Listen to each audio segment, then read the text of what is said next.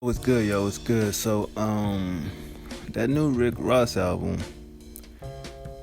it ain't really what I thought it to be.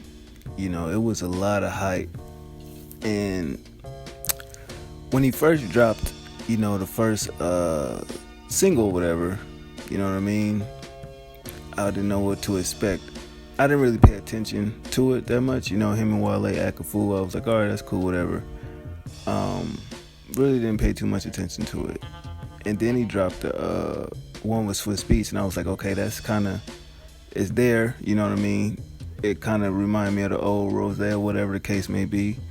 But then I started noticing this nigga Rick Ross ain't really did interviews in like a minute, like a press run and all that shit. Like, you know what I mean? You don't see too many artists of his caliber, really doing interviews and shit no more. So I'm like, damn, this nigga is going OD on his press run. And I started to have second thoughts about the album. Like, well, maybe it ain't really gonna be all that.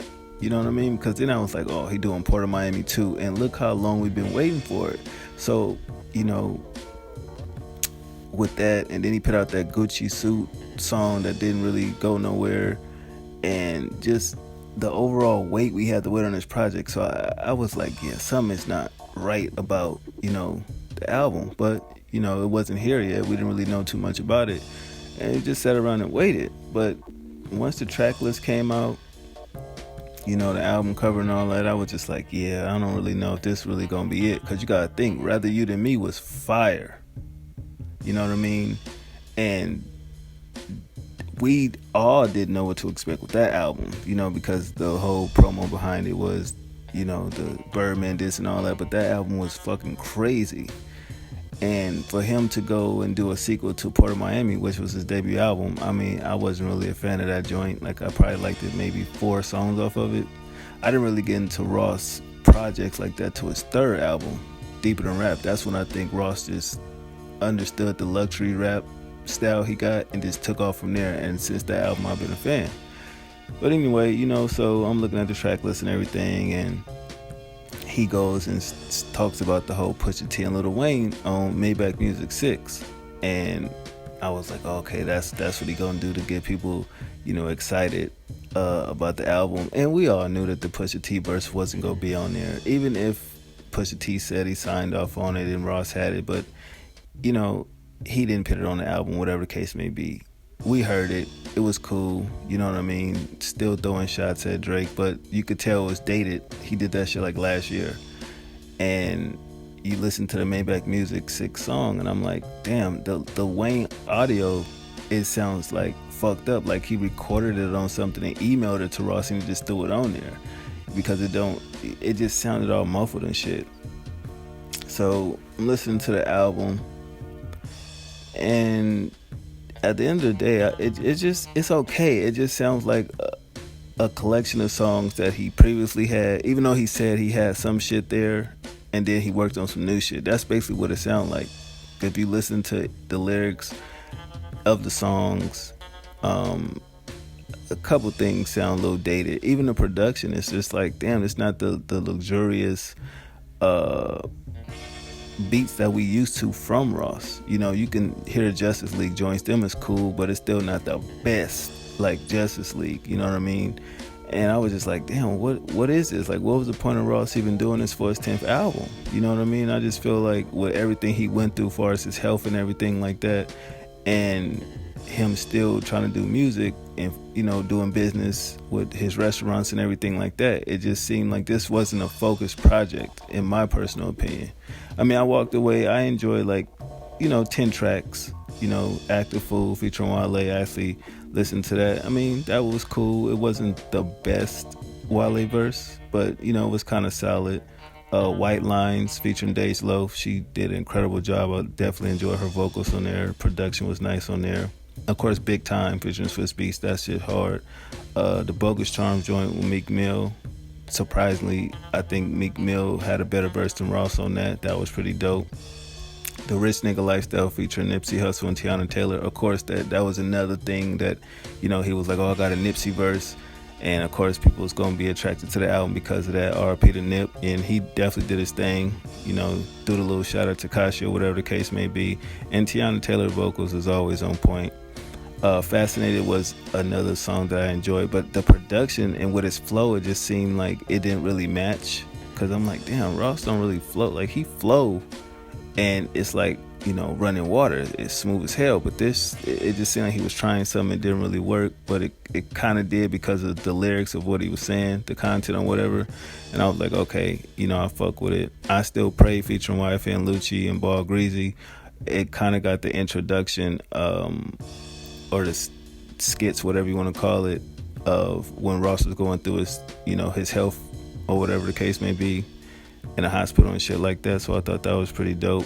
The Vegas residency track, crazy. The Kanye talk on there, the MAGA hats and Trump and shit like that.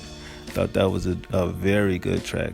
I would listen to this shit like, damn, I think this may be one of my favorites off the project. And so finally I get to Maybach Music 6 featuring John Legend, Lil Wayne. It don't really have that appeal as the first couple Maybach Music.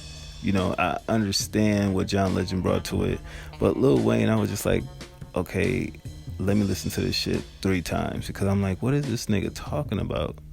He's talking about something, but it didn't fit. Ross tried something, but it didn't work. You know what I mean? I feel like he could have did something a little bit different with the Maybach Music, because he started off with Jay-Z on the first one, and that's already at the top. Then the second one, it had, I think, Wayne, T.I., and Kanye, I do believe, and then the third one, the fourth one, the fifth one, so out of all of them, a lot of them shits is cool, some of them ain't, but it was alright. I think Ross could have just held that down with just him and John Legend. Of course, Gold Roses featuring Drake, that was another song that we heard before the album, and it was dope. But overall, man, it was alright, you know what I mean? If I had to pick this album against the rest of his other 9 albums, this would be in the bottom half. It wouldn't be in the top 5. It definitely wouldn't be in the top 3. Just like a lot of these artists, to me, I feel like they just have songs, and they stash, and they're just doing a collection of songs and calling it an album. It don't seem like a cohesive project, you know what I mean? But at the end of the day, it's cool. 10 songs out of 15 or whatever. It's a solid 7, but not a good 7. Kind of a mid. You know what I mean? It's cool, but a lot of people gonna overhype it. Y'all know I'm not gonna do that shit. It is what it is. It's not the best project. You know what I mean? Will I go back to this album? No. I just took the songs that I like and put it in a playlist. But other than that, if I'm gonna go, to a Ross album, it's be like Teflon Don, God Forgives I Don't, something on that level. But this, for whatever reason that he put it out, I guess it worked for him. But I knew something was up with him, and Jeezy was both doing promo for their album. So hopefully Jeezy don't, let us down either, because his last few albums have been lackluster as fuck.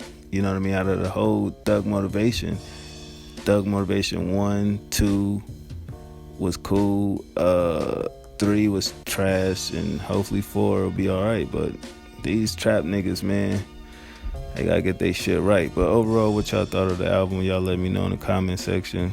Leave the hate to a minimum. This wasn't Ross' best work, so let's not overhype it. He do got some joints on here. Probably gonna have some fly videos, like the joint he got with Swiss Beats, where he got that one bitch, Kylie X best friend in it. And he did the Turnpike Ike video, which I'm not really fucking with that song, but that's the same beat that Wale used for Groundhog's Day, and I was just like, yo, that's crazy. You know what I mean? But yeah, other than that, man, the album was alright. It wasn't really all that. It was cool.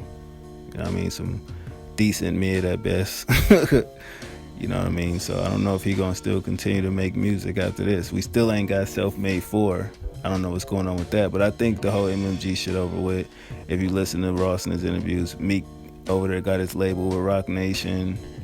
Wale still kind of down with Ross, but at the same time, they all doing their own thing, and I don't think we ever gonna get the Self-Made 4. Wale was supposed to be executive producing that, but I don't know, man, whenever we gonna get that. And Wale supposed to drop his album, sometime this year, hopefully before the summer is up, from what he's saying, but you never know, man. But yeah, Port of Miami 2 is alright, man. It's cool, nothing really too special.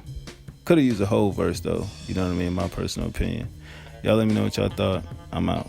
One.